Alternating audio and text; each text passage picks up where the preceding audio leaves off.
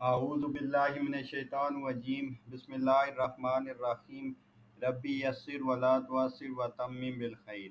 تاریخ طبری جلد اول کا ہم مطالعہ کر رہے ہیں۔ آج کے ایپیسوڈ میں بنی اسرائیل کا دوبارہ نافرمانی کرنا، بخت نصر کا بیت المقدس پر حملہ اور اس کی ہلاکت، ان واقعات کے بارے میں ہم پڑھیں گے۔ بنی اسرائیل کا دوبارہ نافرمانی کرنا۔ اس کے بعد 3 سال تک بنی اسرائیل مسلسل نافرمانی اور سرکشی میں بڑھتے رہے۔ جب انہوں نے آخرت کو یاد کرنا چھوڑ دیا اور گناہوں پر جمے رہے تو ان پر وحی آنا بند ہو گئی۔ ان کے بادشاہ نے ان سے کہا، اس سے پہلے کہ اللہ تعالیٰ کا تم پر عذاب آئے یا اللہ تعالیٰ تم پر کوئی ایسی قوم مسلط کرے جو بے رحم ہو، تم توبہ کر کے ان گناہوں کو چھوڑ دو۔ اس لیے تمہارا رب جلدی توبہ قبول کرنے والا اور خیر کے دونوں ہاتھوں کو پھیلانے والا ہے، اور جو اس کے سامنے توبہ کرتا ہے اس کی توبہ قبول کرتا ہے۔ لیکن وہ قوم پھر بھی گناہوں سے باز نہیں آئی۔ اس وقت اللہ تعالیٰ نے بخت نصر کے دل میں یہ بات ڈالی کہ وہ بیت المقدس کی طرف جائے اور وہاں جا کر وہی کام کرے جس کا ارادہ اس کے دادا سخاریب نے کیا تھا۔ چنانچہ یہ 6 لاکھ کے افراد پر مشتمل لشکر لے کر بیت المقدس چل پڑا۔ تو بنی اسرائیل کے بادشاہ کو اس کی خبر ملی کہ بخت نصر کا لشکر آ رہا ہے۔ بادشاہ نے ارمیہ علیہ السلام کی طرف پیغام بھیجا کہ آپ نے تو یہ کہا تھا کہ اللہ تعالیٰ کی طرف سے وحی آئی ہے کہ جب تک آپ خود بنی اسرائیل کے لیے بددعا نہیں کریں گے اس وقت تک بنی اسرائیل ہلاک نہ ہوں گے۔ اب اس دعوے کی حقیقت کہاں رہی؟ ارمیہ علیہ السلام نے کہا، میرا رب وعدہ خلافی نہیں کرتا، مجھے اس کا پورا یقین ہے۔ فرشتے کا ارمیہ علیہ السلام کے پاس آنا۔ جب ان کی حکومت ختم ہونے کا وقت آیا اور اللہ تعالیٰ نے ان کی ہلاکت کا فیصلہ فرما لیا، اور اللہ تعالیٰ نے ارمیہ علیہ السلام کی طرف ایک فرشتہ بھیجا اور اسے کہا کہ ارمیہ کی طرف جاؤ اور اس سے فتویٰ طلب کرو، اور جس معاملے کے مطابق فتویٰ دیں اسی کے مطابق اسے پھر کام کرنے کے لیے کہو۔ یہ فرشتہ بنی اسرائیل کے کسی آدمی کی صورت میں ارمیہ علیہ السلام کے پاس آیا، اور ارمیہ علیہ السلام نے پوچھا کہ تو کون ہے؟ اس نے جواب دیا کہ میں بنی اسرائیل کا آدمی ہوں، آپ سے ایک فتویٰ معلوم کرنا چاہتا ہوں۔ آپ نے اجازت دے دی۔ وہ بولا، میں آپ سے صلح رحمی کے بارے میں سوال کرنا چاہتا ہوں۔ میں اپنے رشتہ داروں سے صلح رحمی کرتا ہوں، ان کے ساتھ بھلائی اور حسن سلوک سے پیش آتا ہوں، لیکن میرے اس حسن سلوک کے باوجود وہ میرے ساتھ برا سلوک کرتے ہیں اور مجھ سے ناراض رہتے ہیں۔ اے اللہ کے نبی، مجھے بتائیے کہ میں کیا کروں؟ فرمایا، ان سے عمدہ سلوک کرتے رہو، اور جس رشتے کو اللہ تعالیٰ نے جوڑنے کا حکم دیا ہے اسے جوڑتے رہو، اور خیر کی خوشخبری سنو۔ فرشتہ چلا گیا۔ فرشتے کا بارگرد آنا۔ چند روز بعد پھر اسی شکل میں آیا جس شکل میں پہلے آیا تھا، اور آپ کے سامنے بیٹھ گیا۔ ارمیہ علیہ السلام نے پوچھا، تو کون ہے؟ اس نے جواب دیا، میں وہی ہوں جس نے کچھ عرصہ پہلے اپنے رشتہ داروں کے بارے میں سوال کیا تھا۔ ارمیہ علیہ السلام نے پوچھا کہ کیا ان کے اخلاق ابھی درست نہیں ہوئے اور ان کی طرف سے محبت ظاہر نہیں ہوئی؟ فرشتے نے جواب دیا، قسم اس ذات کی جس نے آپ کو حق کے ساتھ بھیجا، وہ بھلائی جو ایک شخص اپنے رشتہ داروں کے ساتھ کر سکتا ہے میں نے ان کے ساتھ کی، لیکن ان کا رویہ نہیں بدلا۔ ارمیہ علیہ السلام نے فرمایا، واپس جاؤ، حسن سلوک برقرار رکھو، اور اللہ تعالیٰ سے دعا کرو کہ وہ ان کے احوال کی اصلاح فرمائے اور انہیں اپنی رضا والے اعمال کرنے اور گناہوں سے بچنے کی توفیق عطا فرمائے۔ فرشتہ پھر چلا گیا اور چند روز تک نہ آیا۔ اس دوران بخت نصر کا لشکر بیت المقدس کے گرد گھیرا ڈال چکا تھا، اور ان کی تعداد ٹڈیوں کی طرح بہت زیادہ تھی، جس سے بنی اسرائیل بہت گھبرا گئے، اور ان کے بادشاہ کو بھی اس سے بہت پریشانی ہوئی۔ اس نے ارمیہ علیہ السلام کو بلا کر ان سے کہا، اے اللہ کے نبی، اللہ تعالیٰ نے آپ سے جو وعدہ کیا تھا وہ کہاں ہے؟ آپ نے کہا کہ مجھے اپنے رب پر بھروسہ ہے۔ تیسری مرتبہ فرشتے کا آنا۔ پھر ایک روز جب ارمیہ علیہ السلام بیت المقدس کی دیوار پر بیٹھے ہوئے تھے اور مسکرا رہے تھے اور اپنے اللہ کی اس مدد و نصرت کی خوشخبری سنا رہے تھے جس کا اللہ تعالیٰ نے ان سے وعدہ کیا تھا، تو یہ فرشتہ حاضر ہوا۔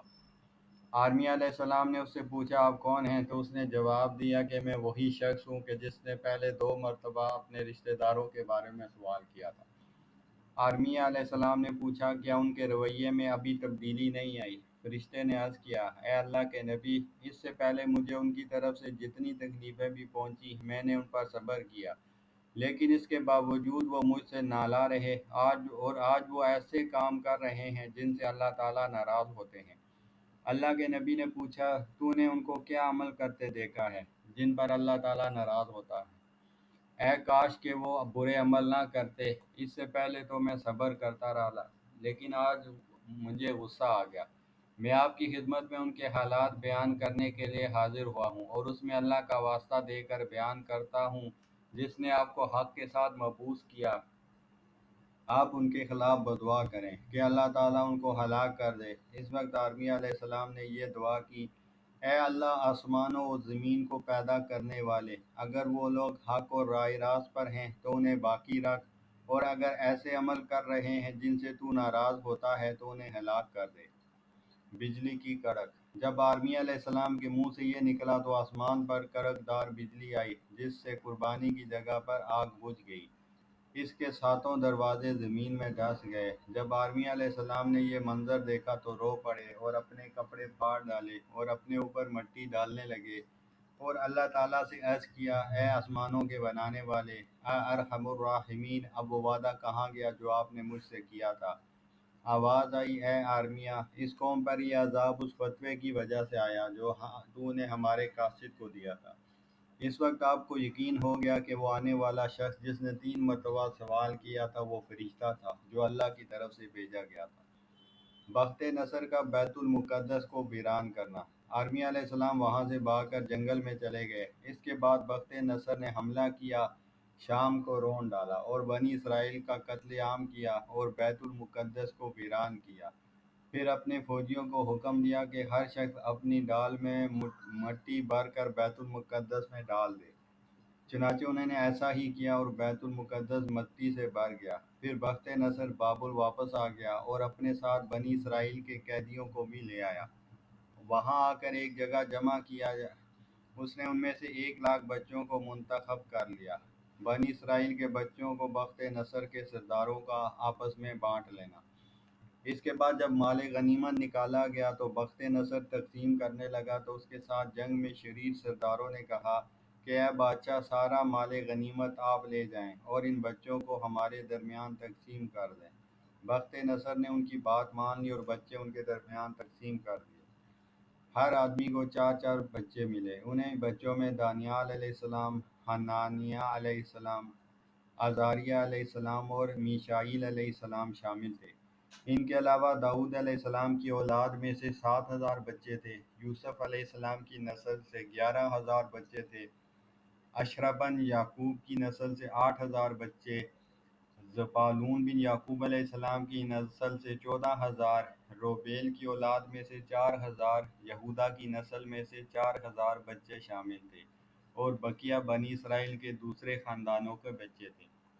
بنی اسرائیل پر عذاب۔ بخت نصر نے بنی اسرائیل کے 3 حصے کیے تھے، 1/3 کو شام میں باقی رکھا اور 1/3 کو قیدی بنایا اور 1/3 کو قتل کیا، اور بیت المقدس کے زیورات بابل میں لے آیا، اور ان کے علاوہ 1 لاکھ سے زائد بچے بھی لایا جن کا واقعہ بیان ہو چکا ہے۔ بنی اسرائیل کی بد عملی کی وجہ سے ان پر آنے والا یہ پہلا عذاب تھا۔ آرمیہ علیہ السلام کی واپسی۔ جب بخت نصر یہ تباہی پھیلا کر بنی اسرائیل کے قیدیوں کو اپنے ساتھ لے کر بابل چلا گیا تو آرمیہ علیہ السلام ایک گدھے پر سوار ہو کر ایلیا کی طرف آئے۔ آپ کے ساتھ ایک برتن میں انگور کا شیرہ اور ٹوکرے میں انجیر کے پھل تھے۔ جب آپ ایلیا کے پاس پہنچے تو ویرانی کا عالم تھا، تو ایک بے یقینی کی سی کیفیت طاری ہو گئی اور یہ کہہ اٹھے، اللہ تعالیٰ اس کو ویران ہونے کے بعد دوبارہ کیسے آباد کریں گے؟ آرمیہ علیہ السلام کی 100 سالہ نیند۔ اللہ تعالیٰ نے ان پر 100 سال کے لیے موت طاری کر دی۔ جہاں آپ کا انتقال ہوا، انجیر کا پھل اور انگور کا شیرہ بھی وہیں رہ گیا، اور آپ کا گدھا بھی وہیں مر گیا۔ اللہ تعالیٰ نے لوگوں کی آنکھوں کو آپ سے پھیر دیا، کوئی بھی آپ کو دیکھ نہ سکا۔ 100 سال کا عرصہ گزرنے کے بعد اللہ تعالیٰ نے آپ کو دوبارہ زندہ کیا اور پوچھا، تو کتنی مدت اس حالت میں رہا؟ آپ نے جواب دیا، میں 1 دن رہا ہوں گا یا 1 دن سے بھی کچھ کم۔ اللہ تعالیٰ نے فرمایا، نہیں، بلکہ اس حالت میں 100 سال تک رہا ہے۔ اب تو کھانے پینے کی چیزوں کو دیکھ، لیکن ان میں ذرا تغیر نہیں ہوا، اور اپنے گدھے کو بھی دیکھ، اور اس تمام کارروائی سے مقصد یہ ہے کہ ہم تجھ کو اس زمانے کے لیے ایک نشانی بنائیں، اور تو اپنے گدھے کی ہڈیوں کی طرف دیکھ کہ ہم انہیں کس طرح جوڑتے ہیں اور پھر ان پر کس طرح گوشت چڑھاتے ہیں۔ سورہ بقرہ آیت 259۔ آرمیا کے گدھے کا واقعہ۔ آپ نے گدھے کی طرف دیکھا کہ اس کے جسم کے حصے ایک دوسرے سے ملنا شروع ہو گئے، ان میں پٹھے اور رگیں پیدا ہو گئیں، پھر گوشت مل گیا اور صحیح سالم گدھا بن گیا۔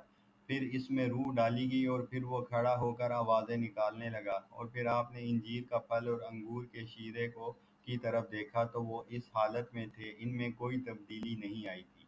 جب آپ نے اپنی آنکھوں سے اللہ تعالیٰ کی اس قدرت کا مشاہدہ کیا تو فرمایا کہ میں خوب جانتا ہوں کہ اللہ تعالیٰ ہر چیز پر قادر ہے۔ پھر اللہ تعالیٰ نے اس کے بعد کئی سال تک آرمیا علیہ السلام کو زندہ رکھا۔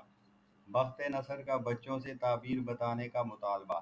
بابل آنے کے کچھ عرصے بعد بخت نصر نے ایک عجیب و غریب خواب دیکھا، لیکن اسے وہ بھول گیا۔ اس نے دانیال، حنانیہ، عزاریہ اور میشائیل جو انبیاء کی نسل سے تھے انہیں بلوایا اور کہا بتاؤ میں نے کیا خواب دیکھا ہے اور اس کی تعبیر بھی بتاؤ، اور خواب میں جو چیزیں عجیب و غریب تھیں وہ بھی بتاؤ۔ انہوں نے کہا آپ اپنے خواب میں سے کچھ بتائیں تو ہم اس کی تعبیر بیان کریں گے۔ بخت نصر نے کہا مجھے وہ خواب یاد نہیں رہا، اگر تم نے میرا خواب اور اس کی تعبیر نہ بتائی تو میں تمہارے کندھے اتار دوں گا۔ یہ سن کر وہ بس سے باہر نکل آئے اور اللہ تعالیٰ سے گریہ و زاری سے دعا کی کہ ہمیں بادشاہ کے مطلوبہ سوال کا جواب بتلا دیجیے۔ اللہ تعالیٰ نے انہیں بخت نصر کا خواب اور اس کی تعبیر بتا دی۔ تعبیر: یہ سب بخت نصر کے پاس آئے اور اس سے کہا تم نے خواب میں ایک جانور دیکھا ہے۔ وہ بولا تم نے صحیح کہا۔ انہوں نے مزید وضاحت کرتے ہوئے کہا اس کے پاؤں اور پنڈلیاں ٹھیکری مٹی کی تھیں، اس کے گھٹنے اور رانیں تانبے کی، اس کا پیٹ چاندی کا، سینہ سونے کا اور اس کی گردن اور سر لوہے کا۔ بخت نصر بولا تم نے سچ کہا۔ انہوں نے کہا جس چیز نے تجھے تعجب میں ڈالا وہ یہ تھی کہ آسمان سے ایک پتھر گرا اور اس نے اسے کچل دیا، اور یہی وہ بات ہے جسے تو بھول گیا۔ بادشاہ بولا تم نے سچ کہا، لیکن اس خواب کی تعبیر کیا ہے؟ انہوں نے جواب دیا اس کی تعبیر ہے کہ تم کئی بادشاہوں کو دیکھو گے، ان میں سے بعض دوسروں کے مقابلے میں نرم ہوں گے، بعض دوسروں سے زیادہ خوبصورت ہوں گے اور دوسروں کے مقابلے میں زیادہ سخت ہوں گے۔ سب سے پہلے آپ نے ٹھیکری مٹی والا حصہ دیکھا، اس لیے سب سے پہلے نرم دل اور کمزور بادشاہ ملے گا۔